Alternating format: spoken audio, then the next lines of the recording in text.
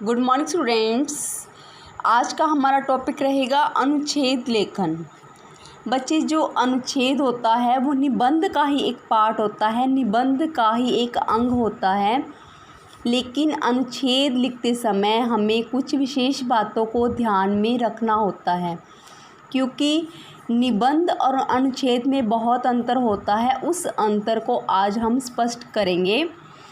अनुच्छेद लिखते समय सीमित शब्दों में एक विषय से संबंधित विचारों अथवा भावों को प्रस्तुत किया जाता है। अनुच्छेद लेखन की कुछ विशेषताएं होती है, जैसे यह निबंध का सार नहीं है, ये अपने आप में पूर्ण होता है। निबंध से भिन्न अनुच्छेद लिखते समय भूमिका बांधने और निष्कर्ष देने की आवश्यकता नहीं होती। बच्चे, जैसे कि इसमें बताया गया है कि यह निबंध का सार नहीं होता, यानी कि जब हम निबंध लिखते हैं सबसे पहले हम उसमें इंट्रो देते हैं, यानी कि उसमें भूमिका लिखते हैं। फिर जो भी हमने जिस विषय पर निबंध लिखना होता है उसके बारे में बताते हैं। लास्ट में हम क्या निष्कर्ष निकालते हैं। लेकिन अनुच्छेद में ऐसा नहीं होता, क्योंकि अनुच्छेद जो है वो अपने आप में ही पूर्ण होता है, क्योंकि इसमें बहुत सीमित शब्दों का यानी कि बहुत कम शब्दों का प्रयोग किया जाता है। इसे लिखते समय किसी निश्चित ढांचे में बांधने की अपेक्षा नहीं होती। दिए गए विषय को केंद्र में रखकर पूरे अनुच्छेद में उसी का विस्तार किया जाता है। अतः यह ध्यान रखना आवश्यक है कि अनुच्छेद में अनावश्यक प्रसंग ना हो। सभी वाक्य एक दूसरे से जुड़े हुए और स्वाभाविक रूप से कथ्य का क्रमिक विकास करते हुए दिखाई देने चाहिए। यानी कि बच्चे, जब हम अनुच्छेद लिखते हैं उसमें अनावश्यक यानी कि बिना महत्वपूर्ण कोई ज़रूरी ना हो उस प्रसंग को हम ना लिखें। और उसमें कुछ जो हम एग्ज़ाम्पल निबंध में लिखते हैं, लेकिन अनुच्छेद में ऐसा नहीं होता। अनुच्छेद में कोई उदाहरण, कोई एग्ज़ाम्पल नहीं दी जाती। उसमें सीमित आकार होने के कारण अनुच्छेद लेखन में अनावश्यक विस्तार, अवांछित प्रसंग, उदाहरण आदि का कोई स्थान नहीं होता, यानी कि कोई भी एग्जाम्पल वगैरह का कोई जगह नहीं होती, ना ही हमें लिखनी चाहिए। आगे नेक्स्ट है, संक्षेप में कहा जा सकता है कि अनुच्छेद लिखते समय हमें किन बातों को ध्यान में रखना आवश्यक है। जैसे कि अनुच्छेद लिखते समय उसका आकार सीमित हो, यानी कि 80 से 100 शब्द का इसमें प्रयोग किया जाना चाहिए।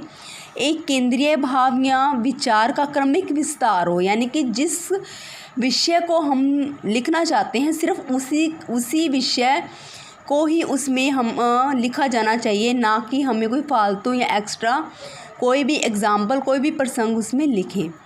उसमें अलंकारिकता तथा अनावश्यक शब्दों का प्रयोग ना हो, यानी कि कोई फालतू शब्द ना हो। भाषा में विषम रूप, सहजता तथा प्रवाह हो।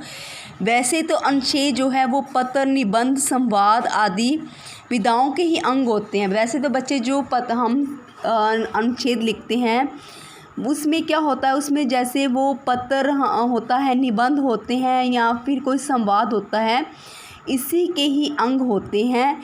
जहाँ अनुच्छेदों के बीच क्रमबद्धता अपेक्षित होती है, परंतु यहाँ हम स्वतंत्र अनुच्छेद लिखने की ही बात करेंगे, यानी कि जो भी हमें विषय दिया होता है उस विषय से संबंधित ही हम उसमें अनुच्छेद लिखेंगे।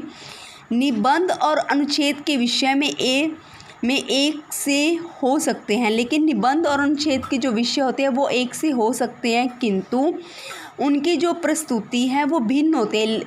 निबंध और अनुच्छेद का विषय दोनों का एक हो सकता है, लेकिन उसे लिखते समय उसमें जो हम उसको कैसे लिखना है, किस प्रकार से हमने उसको जो प्रारूप यानी कि उसको किस प्रकार से उसको रूप देना है, उसकी जो प्रस्तुति है वो बहुत अलग होती है।